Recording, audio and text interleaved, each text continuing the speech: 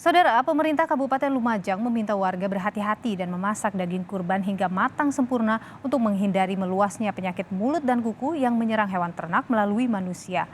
Hewan kurban juga harus penuhnya lolos pemeriksaan dan bebas dari penyakit mulut dan kuku. Di Hari Raya Idul Adha ini, Lumajang yang jadi salah satu daerah dengan jumlah hewan terinfeksi PMK tertinggi di Jawa Timur jadi wilayah yang dipantau khusus dalam penanganan penyakit mulut dan kuku. Dan saudara, wilayah Lumajang, Jawa Timur menjadi daerah dengan wabah PMK yang cukup banyak. Kita akan pantau bagaimana kurban di sana berlangsung bersama dengan jurnalis Kompas TV ada Abdul Rahman. Rahman, selamat siang. Bagaimana dengan aturan penyembelihan hewan kurban di tengah wabah PMK di sana? Ya, selamat siang Nilu. Benar sekali seperti yang saya lihat, Anda lihat di belakang saya baru saja dari teman-teman santri maupun warga baru saja menikmati kemeriahan daripada Hari Raya Kurban pada tahun ini. Mereka sudah memasak, membuat sate dan sudah membuat gulai untuk dimakan bersama-sama di tempat ini. Tepatnya di salah satu pondok pesantren dan juga Masjid Nurul Huda yang ada di Kecamatan Pasirian. Nah, tentu daging-daging tadi yang sudah dimasak, mulai kambing maupun sapi, sudah memenuhi beberapa persyaratan yang ditentukan oleh pemerintah Kabupaten Lumajang, yakni hewan-hewan kurban mulai sapi dan kambing, domba dan lain sebagainya ini sudah dilakukan pemeriksaan tadi malam oleh petugas kesehatan hewan yang ada di Pasirian ini, dan semuanya tentu sudah sehat dan sudah disembelih tadi pada pukul 8 waktu Indonesia bagian barat. Nah, saat ini sudah dibagikan kepada sejumlah warga. Namun hal-hal penting yang perlu disampaikan dari Dinas Pertanian maupun Ketahanan Pangan bahwa hewan kurban yang sudah dimasak terutama adalah sapi, ini tentu ada semacam ketentuan yang harus dilakukan. Hewan kurban itu harus tidak boleh dicuci dahulu, terutama adalah kepala, buntut, jeroan dan lain sebagainya. Ini tidak boleh dicuci ketika sudah mendapatkan daging kurban tersebut.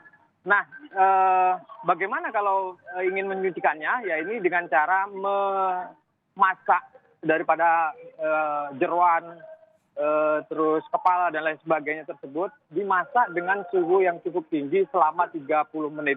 Hal ini adalah merupakan sikap kehati-hatian daripada pemerintah agar daging-daging korban ini tidak berefek, tidak berdampak kepada masyarakat yang menikmati, yang harusnya menikmati Hari Raya Kurban ini, tidak agar mereka bisa lebih menikmati hewan kurban yang dimasak tersebut. Kemudian bagaimana ketika daging-daging yang tidak mau dimasak misalnya, ini harus diletakkan di freezer dengan suhu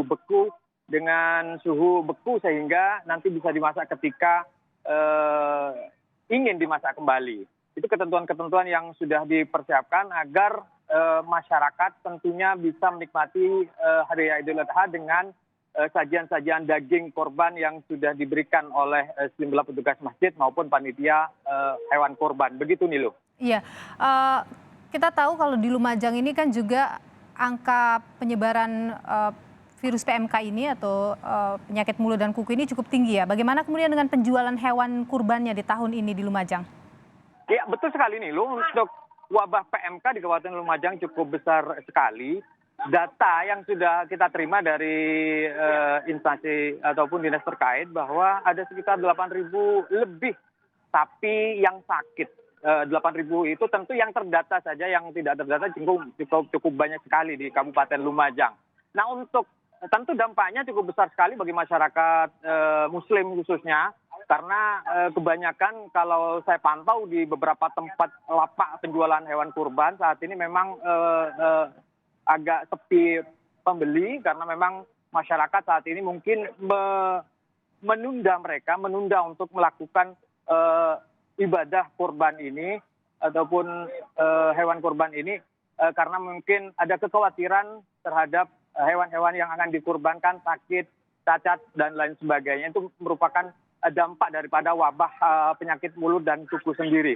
Kebanyakan di beberapa lapak memang hanya ada domba dan kambing yang ada di Kabupaten Lumajang, dan saya tidak melihat bahwa ada hewan kurban sapi yang ada di lapak-lapak, karena memang sekali lagi kebanyakan ataupun sebagian besar penyakit mulut dan kuku ini adalah menyerang sapi-sapi dari para peternak yang ada di Kabupaten Lumajang. Dan tentu vaksinasi sudah dilakukan oleh pemerintah Kabupaten Lumajang, namun saat ini capaiannya masih sedikit sekali. Dari 10.000 dosis yang dikeluarkan ataupun diterima oleh pemerintah Kabupaten Lumajang, sekitar 1.000 lebih dosis saja yang masih sudah disuntikan atau injeksi kepada hewan-hewan ternak yang tidak terkena wabah penyakit mulut dan kuku itu, Milo.